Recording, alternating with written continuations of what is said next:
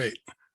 So this session's sole paper is ABET Accreditation, a Way Forward for PDC.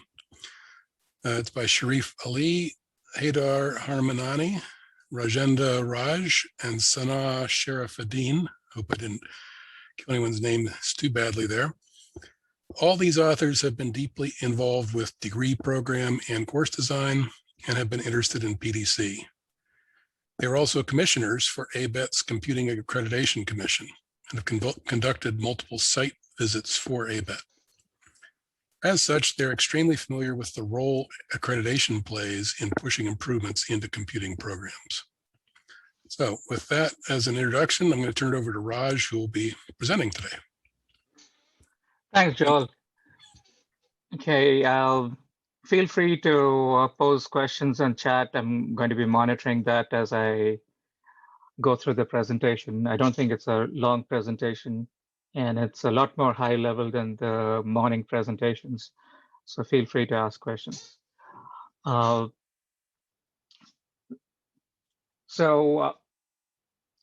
moving on, I mean, I think I'm going to just go through this slide very quickly because I don't think I need to convince this audience why PDC is important. Okay, so the important thing we have all been struggling with really is how do we get computing education programs to incorporate PDC concepts? Okay, and in some sense, having looked at multiple, degree programs in computing and in engineering over the last few years, I realized that not as many programs see PDC as much as we would all like. And so this paper actually looks at some of those issues. So give me 1 second to figure out whether I jumped through 2 slides. Yeah, okay, I'll just use my arrow keys on my keyboard instead of my mouse. So we are taking the viewpoint that accreditation is a good way of moving PDC education forward. Okay, and ABET's Computing Accreditation Commission has been accrediting computer science programs since the mid-1980s. And at present, okay, it accredits almost 400 undergraduate computer science programs across the world. And at the end of this current year, the number is going to be, over 400. And it also accredits a bunch of other programs, maybe about 70, 80 other programs in computing that include cybersecurity, information systems, information technology, and general computing programs that have presented themselves for ABET accreditation.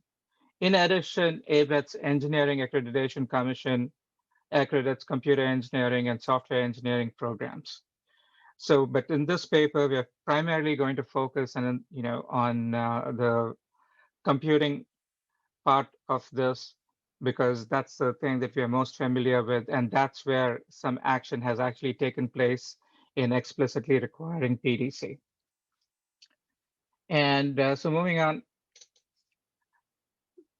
So when you have, between 450 programs, accredited by the CAC, it is hard to make changes. I mean, and the reason why it's hard to make changes is because you really have to realize that there are these 450 to 500 programs that all would need to change to meet the new accreditation criteria. But changes are obviously needed to move computing forward. And so a few years ago, ABET's Computing Accreditation Commission decided that it was high time that a few other topics became required for all computer science majors. Okay, and the topics that you see on this screen, okay, are all important topics. They were not required previously for accreditation, but now they are required. Okay, and this we thought was a good way of forcing, and though I don't really like to use the word forcing, let me use the word persuading programs into moving, PDC into the curriculum. But the challenge, of course, really is it's not just PDC. There are other compelling computing, topics that also need to be in the curriculum. including information management, which was ACM, IEEE, Computer Society's curricular guidelines recommendation back in 2013, saying that information management should be required, and information management was their way of referring to database systems.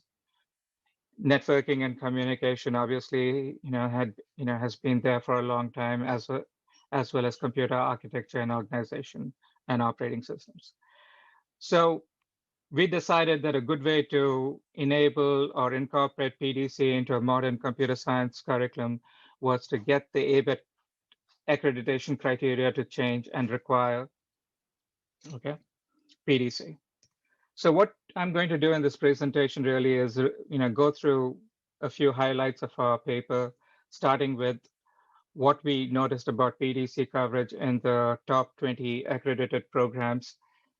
And then we look at 3 different case studies. The 3 case studies represent the 3 institutions that the 4 authors are from. And then we also look at what engineering programs are doing in the space of PDC and how ABET's Engineering Commission kind of requires PDC coverage. And then we have a few final words that I'll end with.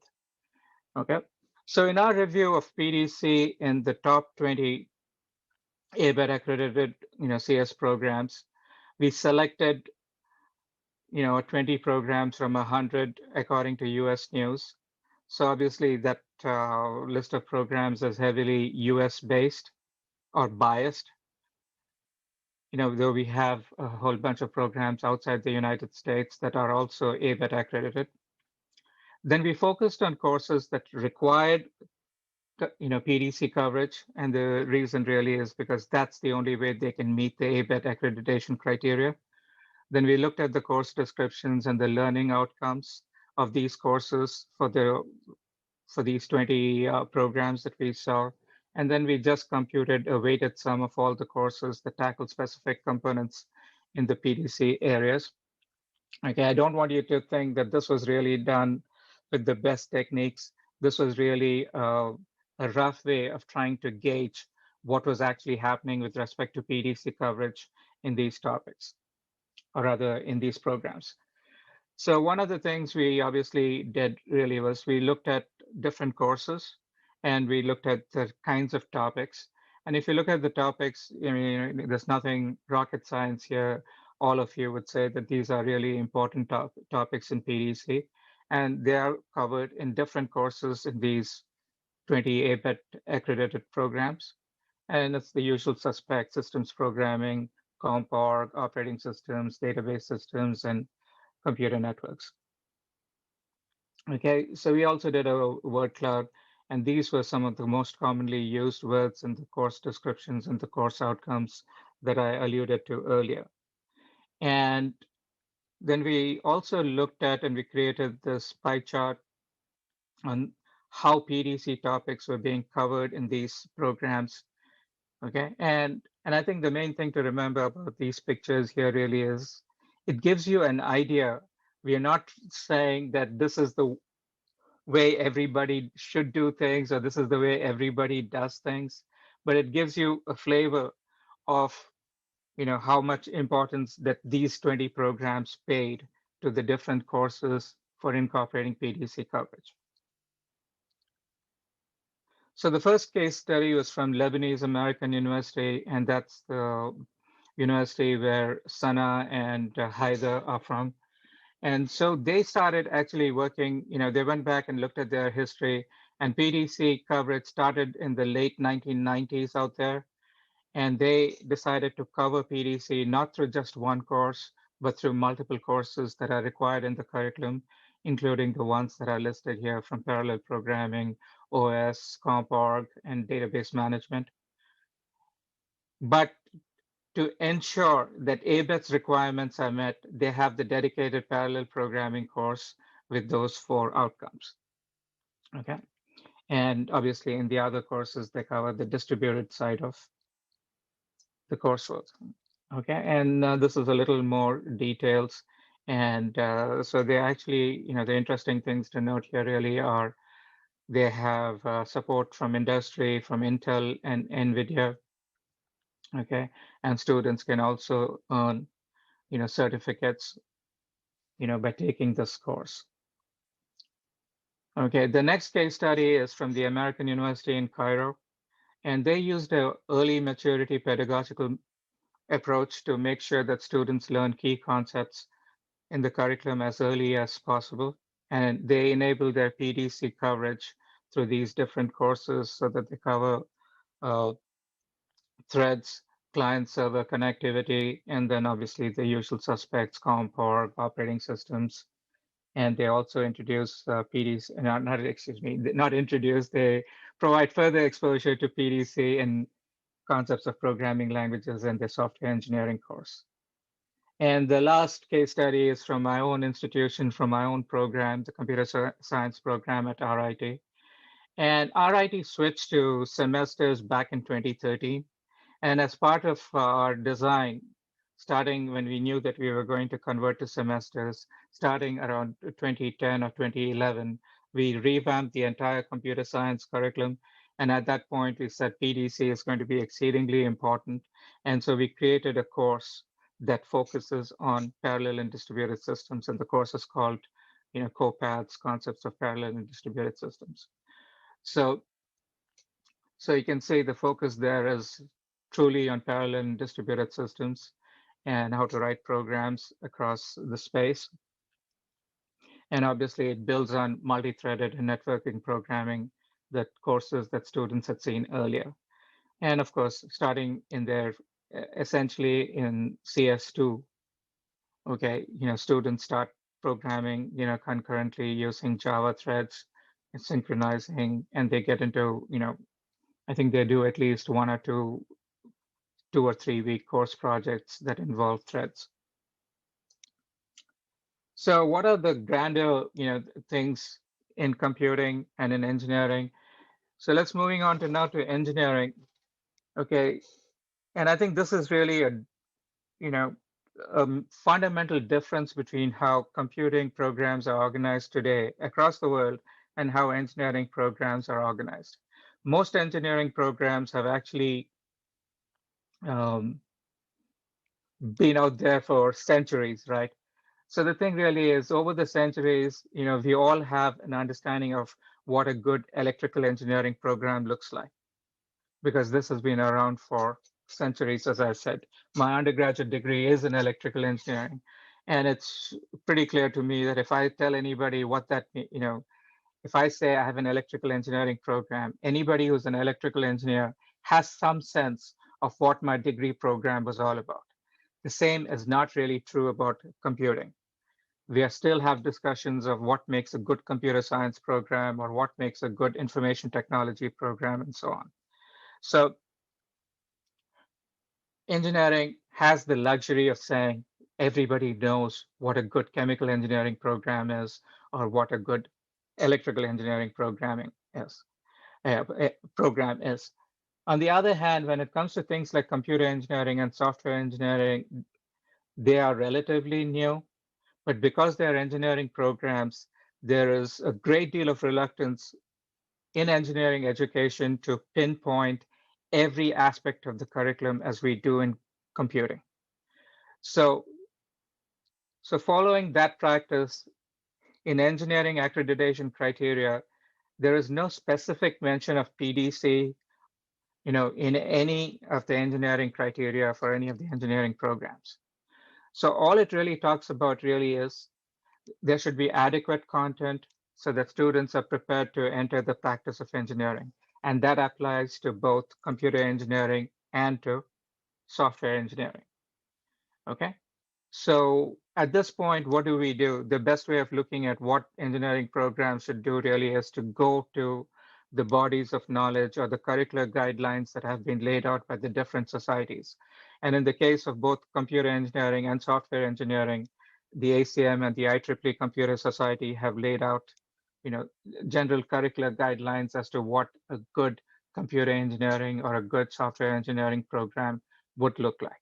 So in computer engineering, CE 2016, which has been recently updated, okay, or is being updated, looks at 12 broad knowledge areas, okay, and with specific learning outcomes for each. Software engineering looks at 10 different knowledge areas with specific, knowledge units around those things. So let's take a little closer look at both of these things. So, and especially to look for mention of parallel and distributed computing concepts. So in Computer Engineering 2016, okay, there are several knowledge areas where PDC curriculum, is kind of required without, is suggested.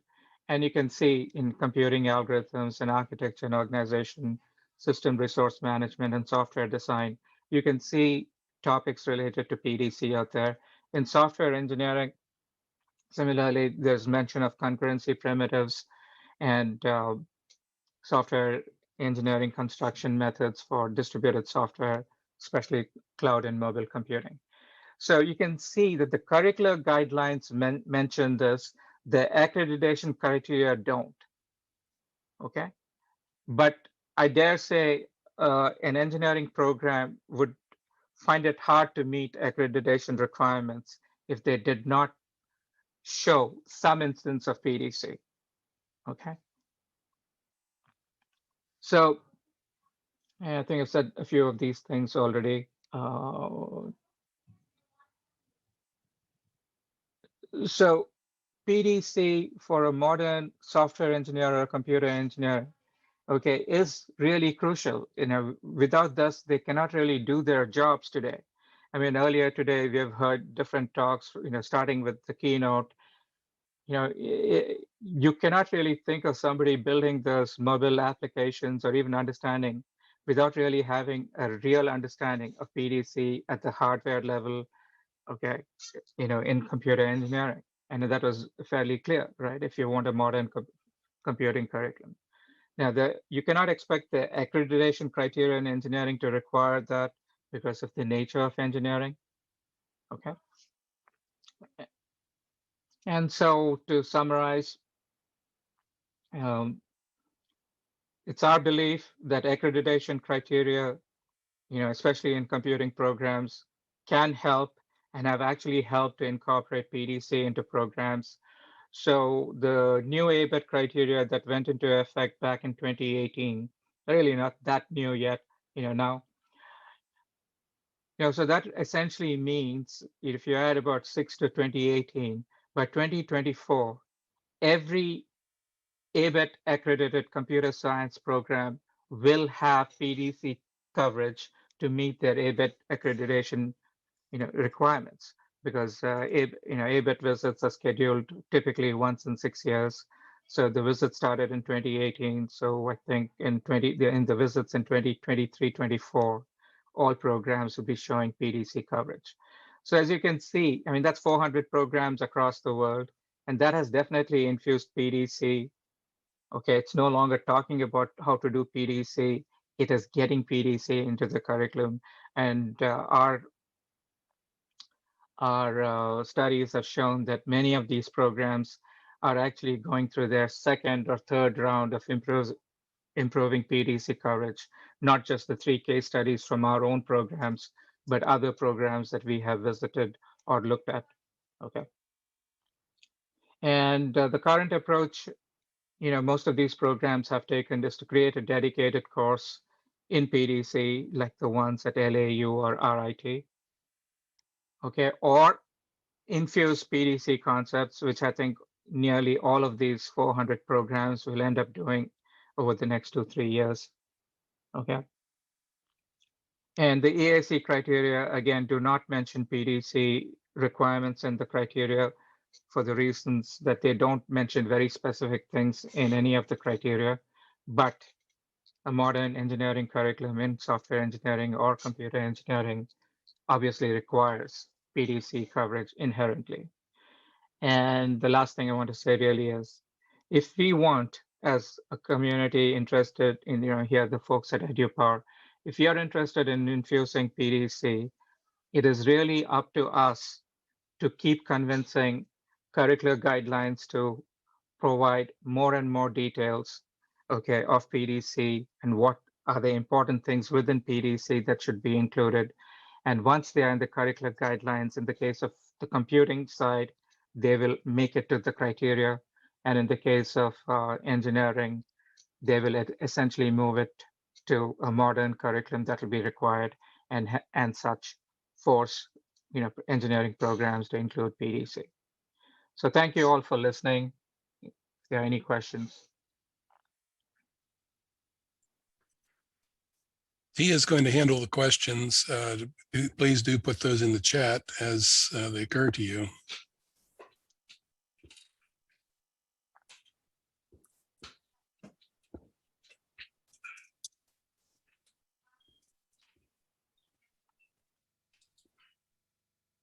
Maybe I'll start out with a question then.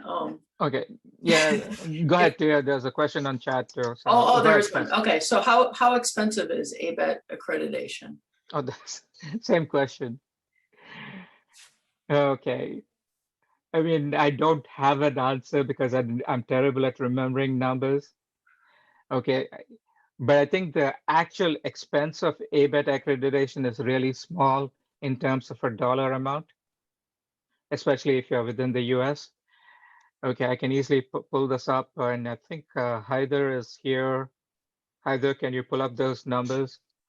Yeah, let's look them up. But I think, if I remember correctly, it was 2 to 3K a year. I mean, 2 to 3K for the visit, and then you have to have maintenance fee. Yeah, so in case you didn't hear that, Haidar is my co-author, is attending. He said something between 2 to 3K, the year of the visit, and and then there is a smaller maintenance fee. Now, I think for many programs that is really not that expensive. Okay, in the grand scheme of things that get spent, I think the expense really comes in a very different area. Okay, and that is to do with getting faculty to change their mindset and collect the data that is needed. And I think the lot of criticism that we hear is about that, is that it's very expensive in terms of faculty time or staff time. But the rebuttal to that really is, the most of the things that ABET's trying to get you to do really is to prove it to the visiting team that you're doing a good job with what you claim to be doing for your students.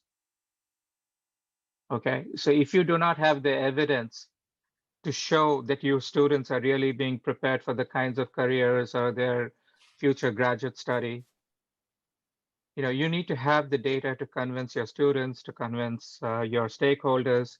And I think that's where the expense comes in terms of the faculty time. And if you believe in ABET accreditation, your argument would be, hey, that's worth spending that money because we're making our program better, because ABET requires a continuous improvement, program, and that program is not decided by ABET. ABET just looks at whether you're doing a good job with your own continuous improvement program and meeting your own requirements. So in that sense, that's where a lot of the costs have been attributed to. The actual money cost isn't that much. Yeah, so Raj, I typed in the chat box the cost. It's yeah. So roughly... do you want to add anything to that, Haidar? No, I mean, that's it. I'm just saying the cost is in the chat box in case they're interested, actually. So there's another question asking about, do you know what percentage of CS programs are ABET accredited? Haidar, did you get a sense of that when you were doing the survey? I mean, the investigation? Not really. It shouldn't be high. And the reason is it's not a requirement to work these days. In engineering, probably almost every single program most likely is ABET accredited, but in CS, it's an option. So, I mean, we don't have that exact number, but it's not really high. The numbers are increasing on a yearly basis. And Raj probably has the stats in terms of improvement, in terms of increase or growth. but it's not big, I would think. Yeah, I mean, I think in terms of growth, as Haidar mentioned, there is growth every year. So for example, this coming year, that's the 2021-22 cycle, ABET is conducting the largest number of, ABET's Computing Accreditation Commission is conducting the largest number of site visits that it's ever conducted. And that's a lot higher than last year, but last year the numbers were slightly down because of COVID. Okay. So I think the biggest thing that you get for the ABET accreditation is the, I mean, I'm digressing from what I really wanted to say, so I'll stop myself. I can take that offline. But I think it's, if you want change, you want somebody from the outside to regularly come and look at what you're doing. You know, it is at the, it is really a form of peer review. So when we submit programs, whether it's to EduPar or to any other conference, we expect peer review to decide whether your paper gets in or not. So in that sense, to me, accreditation, especially with ABET, okay, is about peer review. Are you willing to subject your program to this peer review to establish that things are fine about your program? And I think that is the way to think about it, rather than thinking in terms of who else does it. You know, you should really think whether it's good for you or not. But coming back to the topic, and is, has ABET accreditation helped PDC? And the answer is very much so for all of these 400 odd computer science programs. I think there was another question really is, to do with things becoming less general, okay, or more specific in terms of what ABET will require. And I think this is really, at some stage, I think 50 years or 100 years from now, the folks like us who are, in this business would not really think about something like PDC as being required for a computer science curriculum. It would be automatically there, right? Because it would be something that everybody would agree. So obviously, that is my view of where criteria will be headed. Okay. And there's another question about CC 2020 on non-CS programs and PDC recommendations. I mean, that's an excellent question.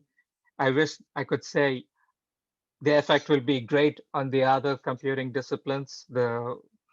The unfortunate thing is the computing disciplines, once again, the engineering related computer disciplines, computer and software engineering, will follow general engineering practices, so that recommendations won't become specific there. But my hope is that any computing graduate, not just a computer science graduate, sees PDC. Did I miss any questions in chat? Are there any further questions? I feel If I could ask a question real quick. Sure. This is Suzanne. So I think, to elaborate on what Joel was asking, in your final remarks, you mentioned that, what would be good in order to systematically increase PDC content in accredited CS programs, we want to see both, we want to see multiple topics across various CS courses. But if the current guidelines just say that you need PDC exposure, that is satisfied in one course. So I think that was more along the lines of what I was thinking in what Joel was asking about, whether the ABET requirements for PDC would become more specific. I mean, at the end of the day, I kind of answered this question when I said, if the community can convince the folks who write curricular guidelines to, for example, CS 2013 talks about tiers, levels 1 and 2. So if we can convince as a community to the folks who write curricular guidelines that it's really important, the PDC is really important. And if that is the case, then the accreditation criteria would obviously change to say, hey, you need to reflect what the curricular guidelines are. Now,